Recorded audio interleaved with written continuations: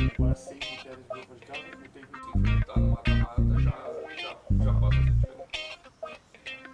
ficar mais ofensivo, ficar mais defensivo. Gol fora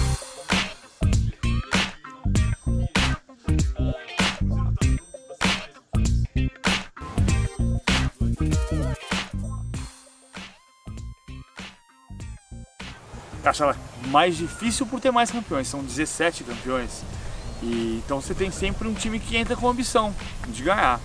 Você não olha para o River Plate pensando que o River Plate vai brigar para ser semifinalista. Você não olha para o Cruzeiro pensando que o Cruzeiro vai ficar feliz e terminar nas quartas de final. São times que querem ser campeões. Mas a dificuldade da Libertadores tem sido mais do que essa dos times de grandes nomes. A dificuldade da Libertadores tem sido a imprevisibilidade. Porque diferente da Champions League, onde você sabe mais ou menos quem vai ganhar, essa aqui está até diferente um pouco, né? Você não pode dar Paris Saint-Germain, pode dar Manchester City, pode dar um time diferente, mas nessa década você sabe, começa a Champions League, quem vai ser campeão? Real Madrid, Barcelona, Bayern de Munique ou o inglês. Isso está mudando gradativamente. Mas e na Libertadores? Quem é que dizia que o Tigres ia ser finalista em 2015? Quem dizia que o São Lourenço ia fazer a final com o Nacional do Paraguai em 2014? Quem é que imaginava que o Independiente Del Valle fosse finalista contra o Atlético Nacional em 2016? Ou que o Grêmio chegasse à decisão? Sim, mas contra o Lanús? Então tem tido sempre esse intruso. E é preciso ter essa atenção em cada detalhe de cada time. Porque você vai correr o risco de achar que é um jogo simples quando ele é uma dureza.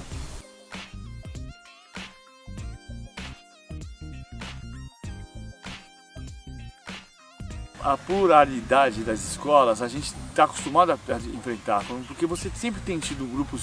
No passado, até 99, você tinha dois times dos mesmos países, né? Então era Brasil e Paraguai na mesma chave, tinha dois brasileiros e dois paraguaios. Foi assim em 99. Em 97, quando o Cruzeiro venceu, eram brasileiros e peruanos. A Aliança Sporting Cristal, o Cruzeiro e o Grêmio.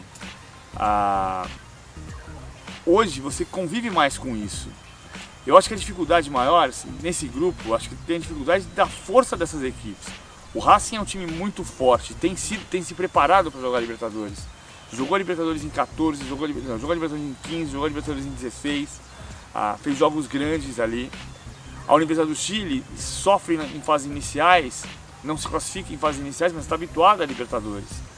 Eu acho que esse grupo é um grupo muito forte, porque ele vai ter 3 campeões, e só o grupo do Santos pode ter também 3 campeões, mas eu acho que é um grupo que tem 2 níveis. Eu acho que o Cruzeiro está um pouquinho acima dos outros, e Universidade de Chile, Vasco e Racing disputando a segunda vaga.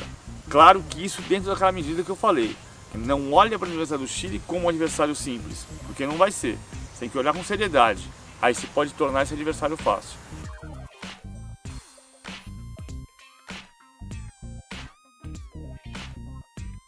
Pegar um grupo, quanto mais fácil, melhor. Não é porque você vai se iludir, mas você pega, por exemplo, o Palmeiras em 2016 pegou um grupo difícil, Nacional e Rosário Central e River Plate do Uruguai, e o Palmeiras foi eliminado na primeira fase. Em vez de se fortalecer, ele caiu. Também já aconteceu exemplos diferentes, né? O Flamengo pegou um grupo dificílimo no ano passado, em 2017, Flamengo, Atlético Paranaense, São Lourenço e Universidade Católica do Chile. E o Flamengo foi eliminado, ele não se fortaleceu. Por outro lado, o Flamengo já pegou o grupo em 2014 com o Leão e Emelec e foi eliminado na fase de grupos. Então, não adianta você escolher, não tem escolha. Mas se você puder pegar os adversários que você tenha atenção, conhecimento, estudo, mas que você consiga superar e que seja quanto mais fácil, melhor, em teoria. Desde que você se prepare para quando tiver um adversário muito forte pela frente, estar pronto para jogar.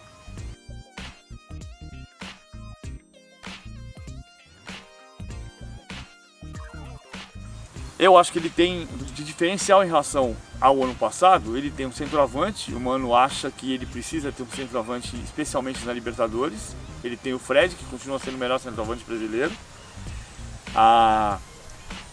Ele tem o Arrascaeta em forma, porque o Arrascaeta viveu no final do ano passado com lesão, você está resolvendo esse problema.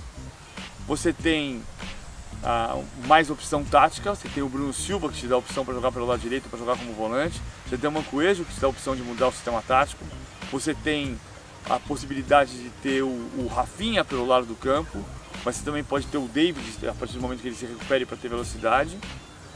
E ele tem, acima de qualquer coisa, de todas essas, ele tem a manutenção do trabalho. Não é matemático, não é o que vai garantir chegar, mas ajuda muito.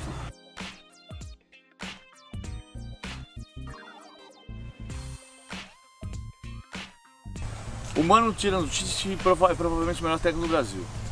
O primeiro ponto é esse. Agora, independentemente disso, não é o técnico só. A gente precisa parar de olhar para o técnico como uma peça, como se fosse um deus que resolve todos os problemas. Ele é parte de uma unidade de trabalho. E se o trabalho tem continuidade, ele vai te levar a bons resultados. É inevitável. Ele vai te levar a bons resultados. Não vai ganhar tudo, mas você vai te levar ao conhecimento do que está acontecendo, solidificar uma ideia de jogo. Isso, a gente menospreza muito isso no Brasil. O jogo é muito mais coletivo do que ele era. Especialmente num país que exporta tantos jogadores, se você não criar a condição da bola chegar para o teu homem principal, não assim, sabe jogador de basquete? A gente sempre disse que a última bola tem que cair na mão do Michael Jordan.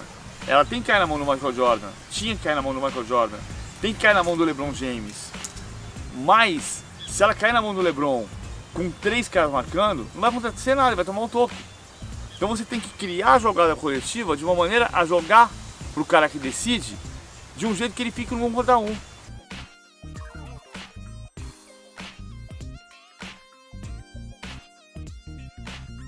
A força coletiva é um dos trunfos do Cruzeiro, porque tem um trabalho que vai completar 2 anos.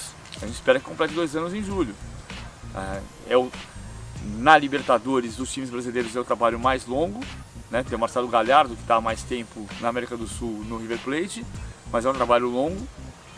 E da Série A, só o Anderson Moreira tem uma semana a mais do que um ano. Então, eu tenho certeza que isso leva a um bom termo. Não é matemático, não dá para ter certeza absoluta que isso vai levar ao título da Libertadores. Mas que leva a bom trabalho, não tem dúvida nenhuma. Leva a bom resultado, não tem dúvida nenhuma.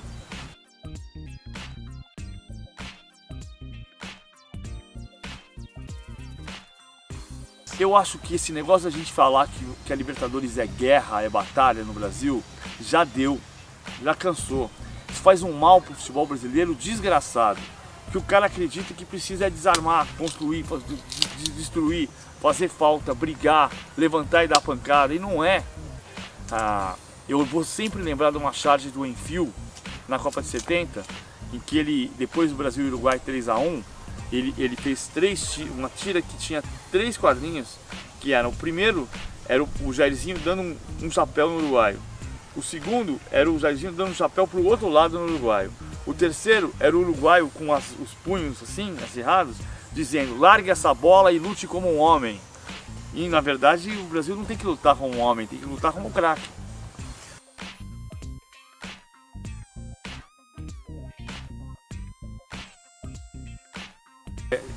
Apoiar, assim, você tem que protestar contra o time quando o jogo acaba. Acabou o jogo, você xinga. Durante o jogo você aplaude, você incentiva. Vai reclamar, vai falar, tudo bem, mas durante o jogo, se você quer que seu time ganhe, a única chance é você conseguir incentivar a equipe. Senão, a chance de perder é muito maior. Eu me preocupo muito com essa questão do público, muito. E eu não tenho certeza absoluta de que o fenômeno de público que o Cruzeiro é no começo do ano, que ele vai se repetir o ano inteiro, porque a coisa que mais tem dado certo são os planos de fidelidade, né? E o Cruzeiro teve essa história de queimar milhas nos primeiros 3 jogos e deu muito certo. No Brasil a gente tem uma lógica de público que é jogo grande, o público grande, e jogo pequeno, o público pequeno. Isso é que tem que mudar. Então cada clube tem que entender o perfil do seu torcedor. E o estádio lotado é o maior patrimônio. Por que a gente abre liga a televisão num jogo do campeonato inglês e fala assim: que campeonato espetacular? E a gente abre no campeonato carioca e fala assim: mas que jogo é esse? Porque o estádio está lotado em um e está vazio no outro. E o patrimônio que o Cruzeiro tem que ter é como o Palmeiras e Corinthians têm conseguido fazer pelos planos de fidelidade, que é a característica do palmeirense e do corintiano hoje. O palmeirense e o corintiano sabem que se você não for no jogo contra o Botafogo de Ribeirão Preto, você não vai ter pontuação suficiente para ir no jogo contra o Boca Juniors. Então você tem que ir no jogo contra o Botafogo de Ribeirão Preto. E por isso que a média de público tem sido de mais de 30 mil pessoas nos últimos 3 anos. Isso pode acontecer com o Cruzeiro. O Cruzeiro teve uma média espetacular nos primeiros 3 jogos e precisa manter isso por todos os jogos. É o Cruzeiro que joga. O cara fala assim, ah, mas o torcedor não vai porque é Campeonato Mineiro. Não, o torcedor não tem que ir porque é Campeonato Mineiro, ou porque é Campeonato da Libertadores, ou porque é Copa do Brasil. O torcedor tem que ir porque é o Cruzeiro. Ninguém vai ver Cruzeiro e Tupi de Juiz de Fora. Ninguém também vai ver Cruzeiro e Boca Juniors. O cara vai ver o Cruzeiro. Não é o Boca Juniors que ele vai assistir, é o Cruzeiro. Então se o Cruzeiro está em campo, tem que ter 30 mil pessoas. Eu estou dizendo isso porque eu acredito que é possível fazer. Não é possível no futebol brasileiro de hoje, mas não era possível no futebol inglês dos anos 80, e hoje é. Então é preciso cada clube individualmente entender o perfil do seu torcedor, entender quando você consegue lotar o estádio e trabalhar para lotar todo o jogo. Aí, Bom demais.